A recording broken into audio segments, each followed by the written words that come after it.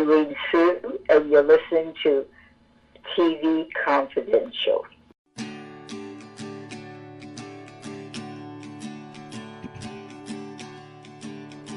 The next edition of TV Confidential will premiere next week on this station at the usual time. We'll play part 2 of our conversation with Joseph Doherty and Alexis Hunter about the life and career of Joy Lansing. Plus, we'll welcome Joseph Atkins. Joseph Atkins, author of Harry Dean Stanton, Hollywood's Zen Rebel. In the meantime, this being the month of August 16th, 1977, of course, was the day that Elvis Presley died. With that in mind, we will close out our program this week by bringing you an encore presentation of a conversation with our friend Chuck Harter about the life and music of Elvis Presley that originally aired in August 2022. Chuck helped produce I, Elvis, a 3-part look at the life and career of Elvis Presley that originally aired in 1992 as part of the syndicated magazine series Hard Copy. As a result of that project, Chuck interviewed and got to know several members of the Memphis Mafia, including Charlie Hodge, Lamar Fike, Sonny West, Marty Lacker, Jerry Schilling,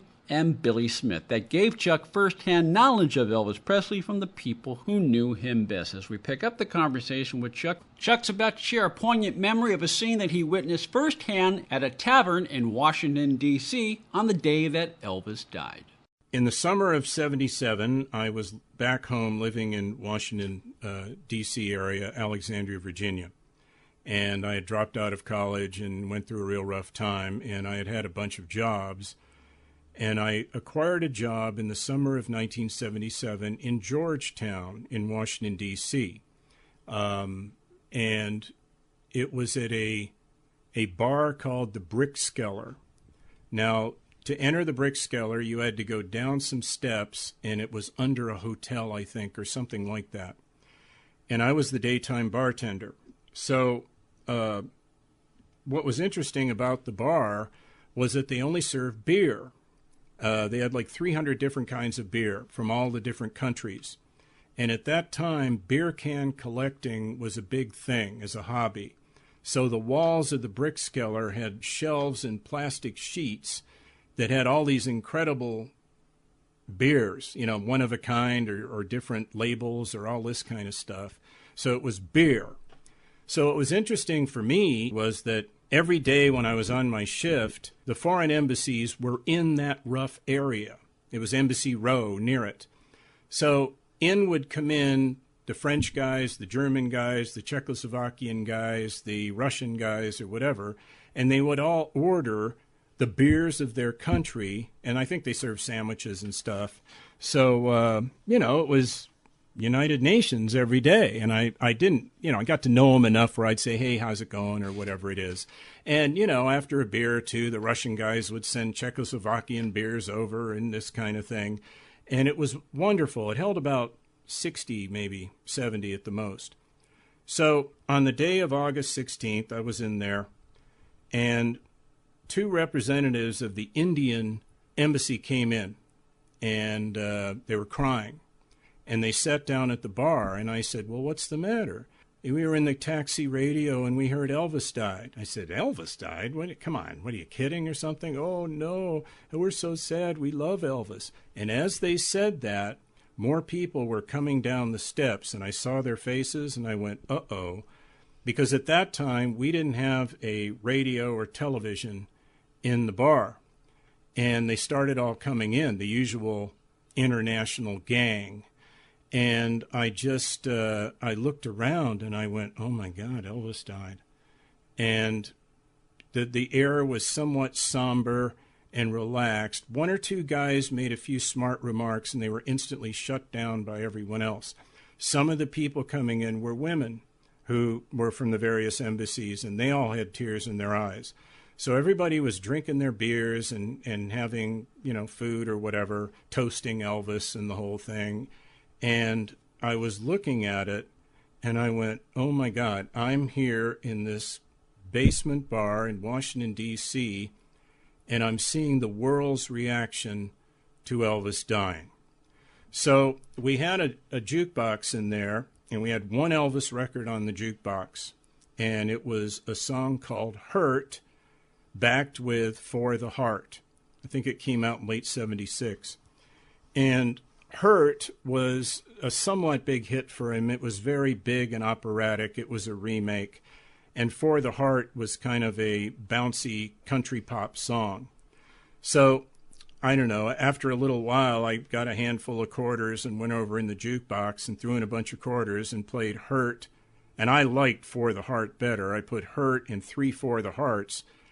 And when Hurt came on, it was really eerie because it starts out, I'm so hurt. And it skipped and kicked the record off.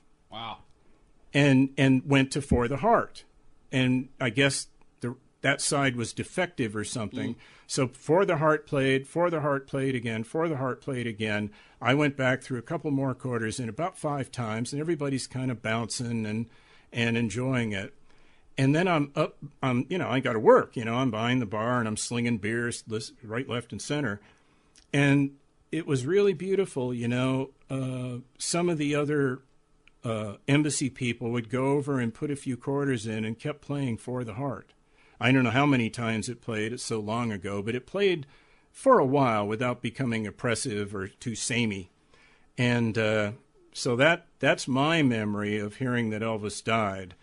In that basement, seeing all the people from the country, different countries, everybody sharing in a sense of loss and everybody sharing in how much Elvis meant to them around the world. Chuck Harter with a poignant memory of a scene that he witnessed while working as a bartender at a tavern in Washington, D.C. on August 16, 1977, the day that Elvis Presley died. Our complete tribute to Elvis Presley, the life of Elvis, and the music of Elvis, featuring Chuck Harter, is available for listening on demand for free on the TV Confidential podcast. Stay with us, folks. We'll be right back.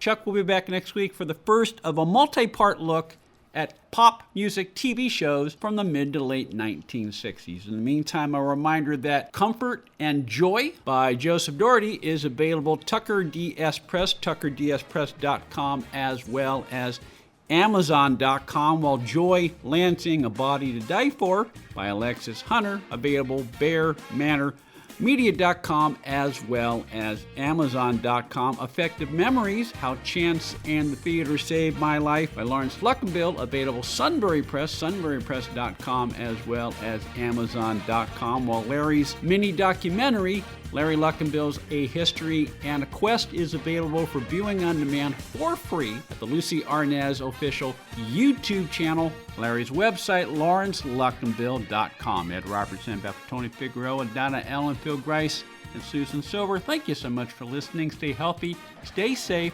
We'll talk to you next time on TV Confidential. This portion of TV Confidential is brought to us by our friends at Front Porch Realty, the community of realtors in the Northern Bay area of California that is committed to finding the solution that is best for their clients. Whether you're a first-time home buyer or looking to sell or lease your property in Northern California, call Karen Strain at 415-886-7411 or visit frontporchrealtygroup.com for more information on how they can help you. One more item: if you're starting a company, particularly one that is in an emerging market, you know that averting any sort of legal dispute is crucial to your business plan. Our friends at Tectonic Law offer an array of services that can help you avoid and preempt future litigation while also developing and protecting your intellectual property and intangible assets. Tectonic Law serves the needs of a host of emerging industries throughout California and beyond, including industrial designers, beverage makers, artists, farmers, retail stores, health practitioners, wellness experts, cosmetics manufacturers, nonprofit organizations, innovators in sustainable practices, and libraries. Go to tectoniclaw.com to learn more about how Tectonic Law can help your business thrive. tectoniclaw.com. Rock solid representation for groundbreaking industries.